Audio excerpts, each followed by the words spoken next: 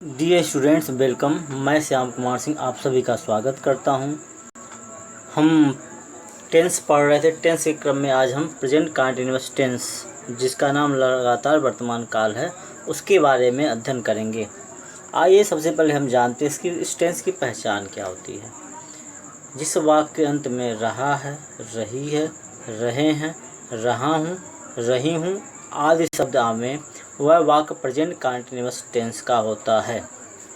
Continuous तो होता है लगातार। अब देखिए, जैसे मैं पुस्तक पढ़ रहा हूँ, यहाँ पे देखिए रहा हूँ, यह काम लगातार चल रहा है। मैं पुस्तक पढ़ रहा हूँ तो ये काम लगातार चल रहा है, काम कभी पूरा नहीं होगा, इसलिए इस टेंस को हम कहते हैं प्रेजेंट कंटिन्यूअस टेंस, लगातार वर्तमान काल। सबसे पहले इसका अनुवाद हम कैसे करते हैं इसके बारे में जानेंगे। तो सबसे पहले हम अफर्मेटिव सेंटेंस के बारे में जान लें। अफर्मेटिव सेंटेंस मतलब कि सभी स्वीकारात्मक वाक्य, जिस वाक्य में कोई चीज़ स्वीकार किया जाए, यस में उसका उत्तर हो, उस सेंटेंस के बारे में आज हम जानेंगे। इसमें सबसे पहले हम सब्जेक्ट लिखते हैं। इसमें सहायक क्रिया इज, एम, आर का प्रयोग होता है। क्रिया के फर्स्ट फॉर्म में आईएनजी हम लगाते हैं और उसके बाद ऑब्जेक्ट लिखते हैं। हम जानते हैं इसका प्रयोग कहाँ करते हैं। इसका प्रयोग हम थर्ड पर्सन सिंगुलर सब्जेक्ट के साथ करते हैं। तो और एम का प्रयोग हम आई के साथ करते हैं। आर का प्रयोग हम प्लूरल सब्जेक्ट के साथ करते हैं, चाहे वो फर्स्ट पर्सन हो, थर्ड पर्सन हो, सेकेंड पर्सन हो, कोई भी पर्सन हो, हम आर का प्रयोग प्लूरल सब्जेक्ट के साथ करते हैं। अब देखिए, हमारा सेंटेंस था मैं पुस्तक पढ़ रहा हूँ। तो यहाँ हम जानेंगे कि मैं जो है ये कौन सा पर्सन है और कौन सा नंबर है। तो मैं जो है वो फर्स्ट पर्सन का सिंगुलर सब्जेक्ट है, और आई के साथ, मैं की इंग्लिश होती है आई, और आई के साथ हम एम का प्रयोग करते हैं। तो सबसे पहले हम मैं की इंग्लिश आई लिखेंगे, उसके बाद यहाँ पे एम का प्रयोग करेंगे, आई एम। उसके बाद हम यहाँ कहते हैं क्रिया में आईएनजी, क्रिया के फर्स्ट फॉर्म में आईएनजी लगाते हैं। तो मुख्य क्रिया हमारी है पढ़ना, तो रीड होना था पढ़ना, उसमें हम आईएनजी लगा देंगे। क्या पढ़ रहा? पुस्तक, I book, I am reading I book. एक सेंटेंस और देखते हैं। वे बाजार जा रहे हैं। वे की इंग्लिश होती है दे। अब इसको हम जानेंगे, दे जो है वो फर्स्ट पर्सन है, सेकेंड पर्सन है, थर्ड पर्सन है। तो वे जो है वो थर्ड पर्सन का प्लूरल सब्जेक्ट है। तो थर्ड पर्सन के प्लूरल सब्जेक्ट, मतलब प्लूरल सब्जेक्ट अगर आ जाएगा तो हम आर का प्रयोग करेंगे। तो वे का हो जाएगा दे, आर। अब यहाँ पे हम जानेंगे कि मुख्य क्रिया क्या है, जा रहे हैं। तो गो माने होता है जाना, उस मुख्य क्रिया में आईएनजी हमको लगाना है। तो दे आर गोइंग टू, कहाँ जा रहे हैं? मार्केट, तो हो जाएगा market. They are going to market, वे बाजार जा रहे हैं। ये देखिए हो गया आपका अफर्मेटिव सेंटेंस। अगर निगेटिव सेंटेंस हो जाए तो निगेटिव सेंटेंस में नहीं शब्द का प्रयोग होता है। तो ऐसे सेंटेंस का हम ट्रांसलेशन कैसे करते हैं जानेंगे। तो सबसे पहले हम सब्जेक्ट लिखते हैं, उसके बाद इज, एम, आर तीनों में से कोई एक, उसके बाद हम नॉट लगाते हैं। फिर क्रिया में जो मुख्य क्रिया होती है उसके फर्स्ट फॉर्म में आईएनजी का प्रयोग करते हैं, और उसके बाद हम ऑब्जेक्ट लिखते हैं। जैसे वे बाजार नहीं जा रहे हैं, वे जो है हमारा सब्जेक्ट है, और ये थर्ड पर्सन का प्लूरल सब्जेक्ट है। तो वे के लिए हम लिखेंगे दे, और चूँकि ये प्लूरल सब्जेक्ट इस समय आर लिखेंगे तो होगा दे आर। नहीं जा रहे हैं तो नहीं के लिए हम नॉट, दे आर नॉट। जा रहे हैं ये हमारी मुख्य क्रिया है, तो इसमें हम लिखेंगे गो, उसमें आईएनजी हम जोड़ेंगे तो हो जाएगा गोइंग। कहाँ जा रहे हैं? बाजार, to market. They are not going to market, वे बाजार नहीं जा रहे हैं।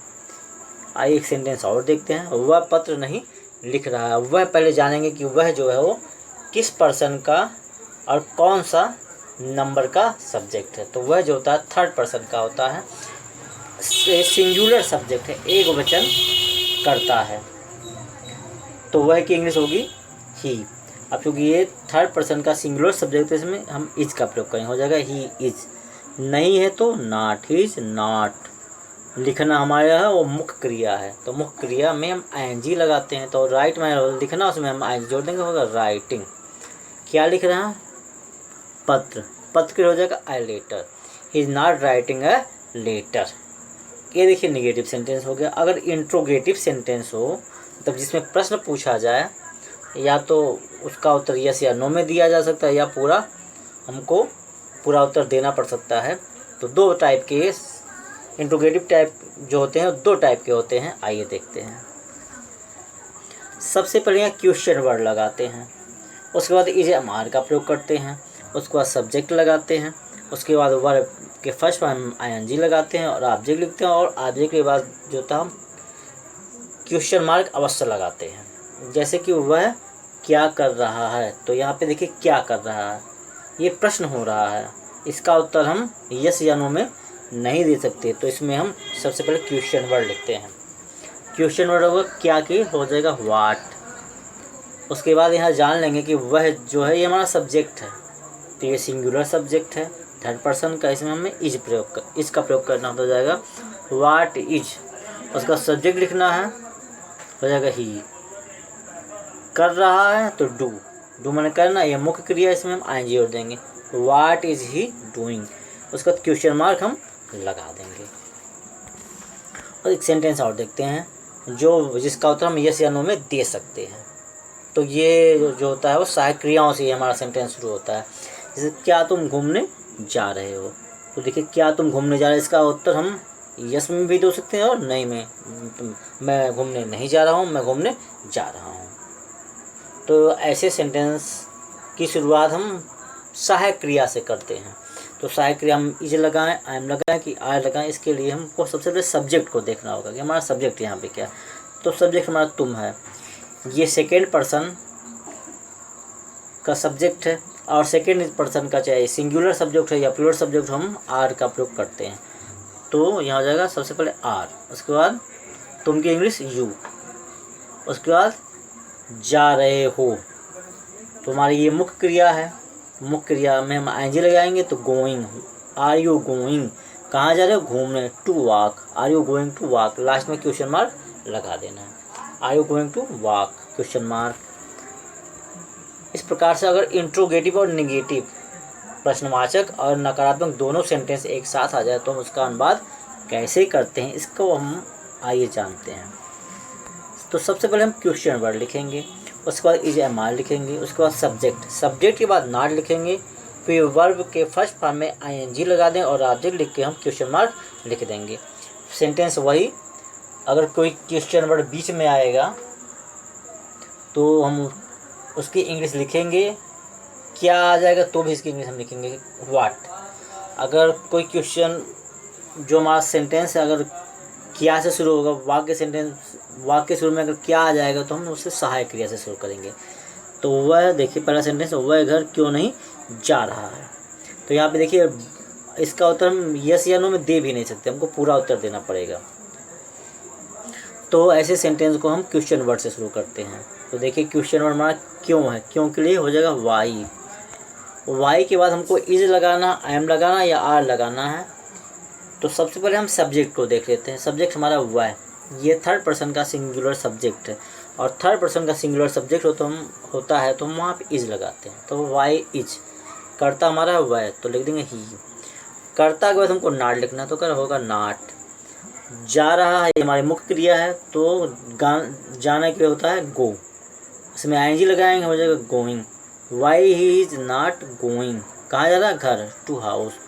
Y is he not going to house. एक दूसरा सेंटेंस देखते हैं। अब देखिए यहाँ, क्या तुम घूमने नहीं जा रहे हो, तो क्या वाक्य के शुरू में आ गया, तो इसकी शुरुआत हम इज एम आर से करेंगे।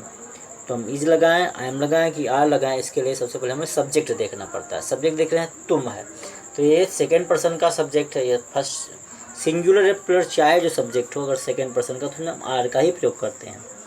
तो सबसे पहले हो जाएगा आर, उसके बाद तुम क्या हो जाएगा यू, उसके बाद फिर सब्जेक्ट के बाद नॉट, आर यू नॉट, उसके बाद नॉट के बाद क्रिया, तो क्रिया है जा रहे हो तो गो हो जाएगा, उसमें हम ING लगाते हैं तो going. Are you not going, कहाँ जा रहे हो, तो घूमने, to walk, are you not going to walk. ये हमारा जो सेंटेंस, ये जो हमारा टेंस था, इसमें जो चार प्रकार के सेंटेंस हमने इसको बता दिया। और इसके पहले हमने प्रेजेंट इंडेफिनिट, पास्ट इंडेफिनिट और फ्यूचर इंडेफिनिट सेंटेंस के बारे में हमने बता दिया है। उसका लिंक हम उसका जो लिंक होगा उसको हम डिस्क्रिप्शन में दे देंगे, आप उसको पढ़ सकते हैं यहाँ पे। थैंक्स।